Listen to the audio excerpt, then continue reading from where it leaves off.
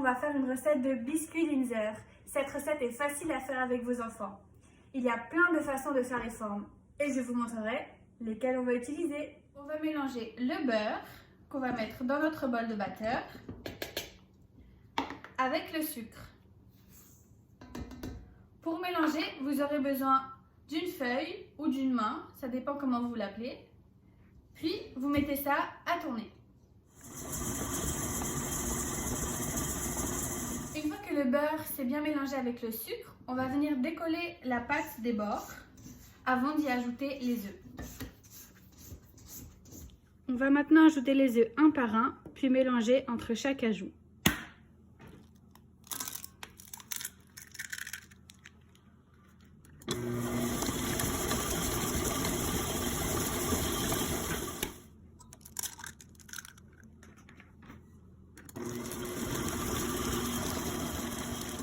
Encore une fois, on ne mélange pas trop, simplement pour incorporer.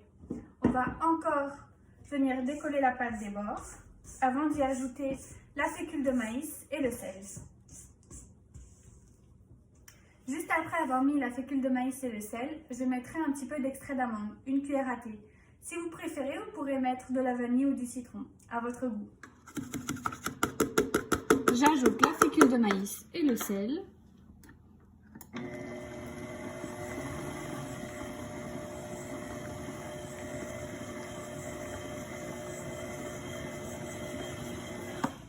Une fois que c'est juste incorporé, on va mettre la cuillère à thé d'extrait d'amande.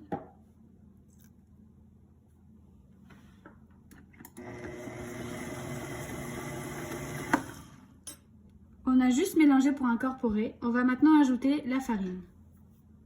Je vous le redis encore, on ne mélange pas trop la pâte. Sinon, vos biscuits n'auront aucune forme à la sortie du four.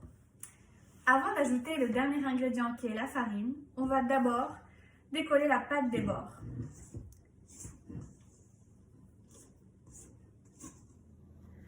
On ajoute la farine petit à petit, sans trop mélanger, juste pour incorporer.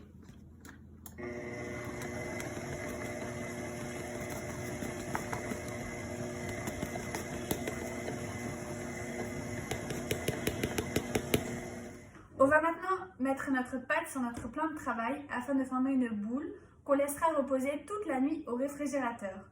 Cela permettra à vos biscuits Linzer de garder une belle forme à la cuisson. Je vais mettre un petit peu de farine pour pas que ça colle.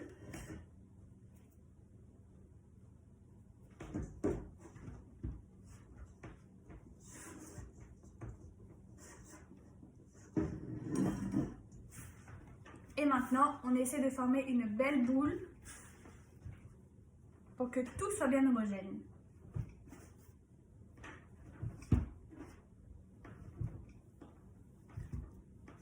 On ne la travaille pas trop, sinon cela risque encore une fois de s'étaler au four.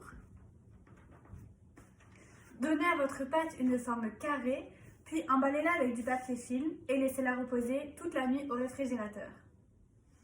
Après une bonne nuit de sommeil, notre pâte aussi s'est bien reposée. Nous allons la laisser dehors afin qu'elle soit plus facile à étaler. On met un petit peu de farine pour pas que ça colle.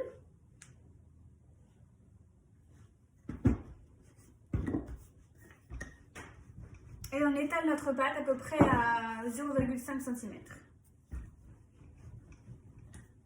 Si la pâte accroche, rajoutez bien de la farine.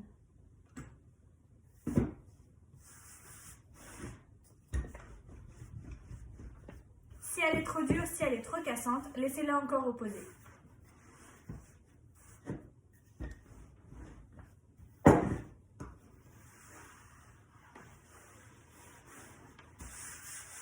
Une fois qu'on a trouvé la bonne épaisseur, on prend l'emporte-pièce que l'on adore, ou celui-là, et puis on va faire les formes à l'intérieur. Vous pouvez aussi découper un petit cœur au centre afin d'assembler 2 biscuits après la cuisson et d'y rajouter de la pâte à tartiner ou de la confiture au centre.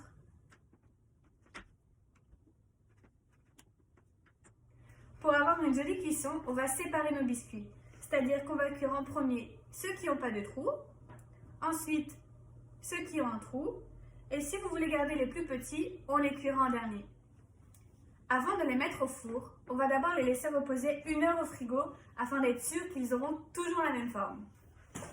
1 heure après, les biscuits sont prêts. Vous pouvez les mettre au four à 350 degrés entre 10 à 15 minutes. Comme nos fours sont différents, faites attention à la cuisson. Pendant que nos biscuits sont en train de refroidir, nous allons préparer une recette de glaçage royal. Celle-ci permettra de coller des éléments, comme ici des confettis arc-en-ciel, ou alors de faire de jolis dessins sur vos biscuits. Pour la recette du glaçage royal, on va mettre une demi-tasse de sucre à glacer, avec pour commencer une cuillère à thé d'eau. Si notre mélange est trop liquide, on rajoutera du sucre à glacer, et s'il n'est pas assez liquide, on rajoutera de l'eau.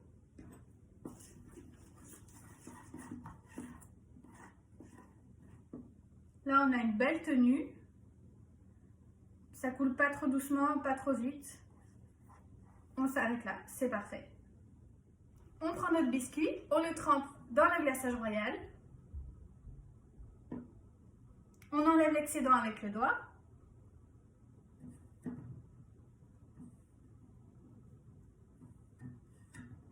Et on le trempe dans les petits confettis.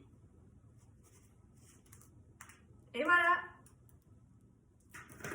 Il y a plusieurs façons de décorer vos biscuits, soit avec du chocolat, du caramel, de la confiture, en mettant du colorant dans votre glaçage. En tout cas, faites-vous plaisir et taguez-nous sur le hashtag Sweet and Safe. À bientôt!